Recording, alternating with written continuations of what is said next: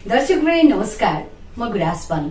आज तपाईको बच्चाले टेलिभिजन किन धेरै हेर्छ?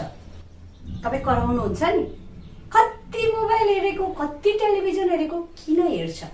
यसै बारेमा तपाई अनि म छलफल गरौँ। मित्रहरू, हिजो आज तपाई प्रत्येक घरमा जानुस्, प्रत्येक घरमा लाइब्रेरी हुँदैन, पुस्तक हुँदैनन्, ठूला ठूला टेलिभिजनहरू भित्तामा हुन्छन् र प्रत्येक घरमा इन्टरनेट जोडेको हुन्छ, प्रत्येक घरमा टेलिभिजनको लाइन जोडेको हुन्छ र मातापिता तपाई हामी नै बच्चालाई त कम्प्लेन गर्छौं, टेलिभिजन हेर्छ, मोबाइल हेर्छ, तर तपाईको अनि हाम्रो आफ्नै पनि मोबाइल हेर्ने, टेलिभिजन हेर्ने, ल्यापटपमा बस्ने एउटा निश्चित छ। म मान्छु अफिसियल काम ल्यापटपमा हुन्छ म्याम, यस। तपाईको अफिस पनि त कुनै आवर हुन्छ होला नि, कुनै टाइम त तपाईको बच्चाको लागि हुन्छ कि हुँदैन? हुनुपर्छ। टेलिभिजन, मोबाइल, इन्टरनेट, ल्यापटप भन्दा पर बच्चालाई तपाईले समय दिनु भएको छ कि भएको छैन? बच्चाको लागि तपाईको कुनै एउटा प्राथमिकताको समय छ कि छैन?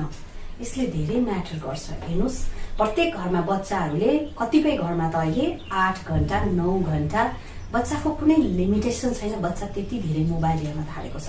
बच्चा ढोका थुनेर कोही झुन्डिरहेको हेरिरहेछ, अथवा बच्चाले ढोका थुनेर कुनै अश्लील तस्बिरहरू अथवा त्यस्तै चित्रहरू हेरिरहेछ र त्यसको असर बच्चामा बिस्तारै परिरहेछ। यो कुरा तपाईलाई थाहा छैन।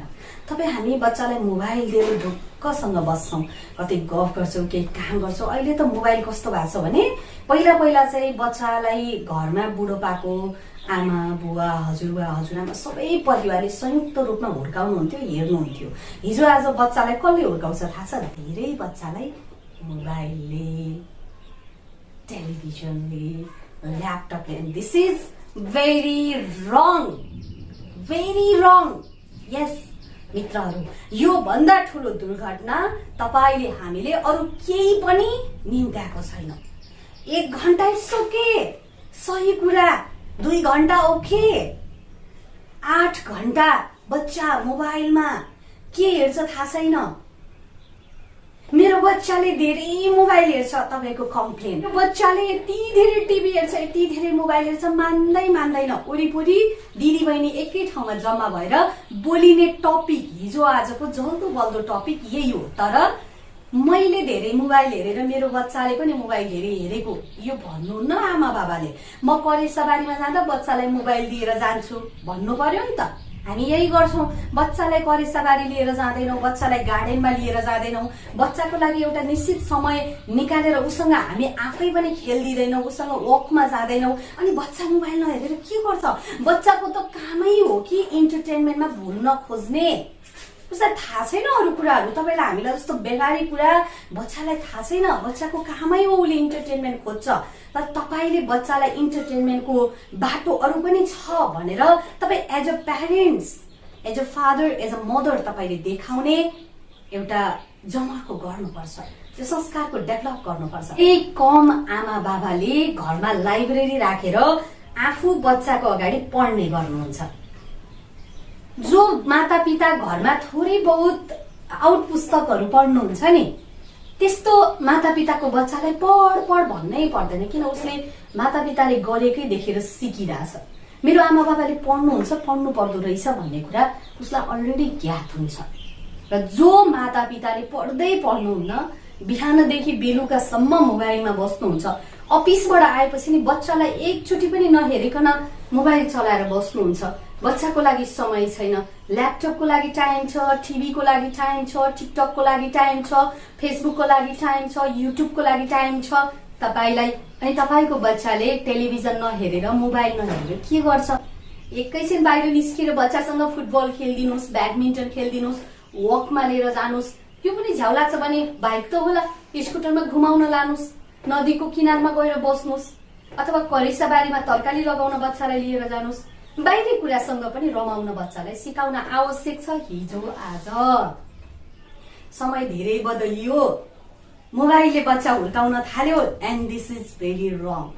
जुन बच्चाहरू मोबाइलले हुर्किरहेछन् यिनीहरूको मेमोरी, सम्झिन सक्ने क्षमतामा ह्रास आउँछ। यिनीहरू प्रेमी हुँदैनन्, दया करुणाले भरिएका हुँदैनन्, किनभने मेसिनसँग मात्रै समय बिताएको छ नि त। भविष्यलाई उज्यालो बनाउने तर्फ भन्दा उसले भविष्यलाई अँध्यारो बनाउने बाटो लिइरहेको कहीँ न कहीँ हुन सक्छ। बच्चाले सुसाइड गरेको हेर्न सक्छ, बच्चाले अश्लील तस्बिर चित्रहरू हेर्न सक्छ, बच्चाले कसैलाई मारेको हेर्न सक्छ। पटक पटक कसैलाई मारेको हेर्दा हेर्दै तपाईको बच्चा हत्यारा पनि बन्न सक्छ। प्लिज विचार गर्नुहोस्, बच्चाको लागि समय छुट्याउनुहोस्। मोबाइलले बच्चा हुर्काउने हो भन्ने कन्सेप्ट चेन्ज गर्न जरुरी छ। त्यसको लागि तपाईँ हामी परिवर्तन हुन जरुरी छ। जीवनभरि तपाईले पैसा कमाएर, जीवनभरि ठुलो साम्राज्य खडा गरेर, नाम कमाएर तपाईको कोखमा हुर्किएको बच्चाले सम्पूर्ण कुरा क्षणभरमा बर्बाद गर्ने बन्यो भने तपाईले के कमाउनु भयो? के कमाउनु भयो? मित्रहरू, बच्चा धेरै हत्या गरेको हेर्दा हेर्दै हत्यारा हुन सक्छ। बच्चा मोबाइलसँग हुर्किँदा हुर्किँदै ड्रग्स खाने हुन सक्छ। बच्चाले मोबाइलमा क्राइम गर्दा गर्दै क्राइम गर्ने बन्न सक्छ। होशियार बनौ। मोबाइललाई सही सदुपयोग गर्न तपाईले पनि सिक्नुस्, म पनि सिक्छु, हाम्रा सन्तान र सन्ततिलाई पनि सिकाऊ।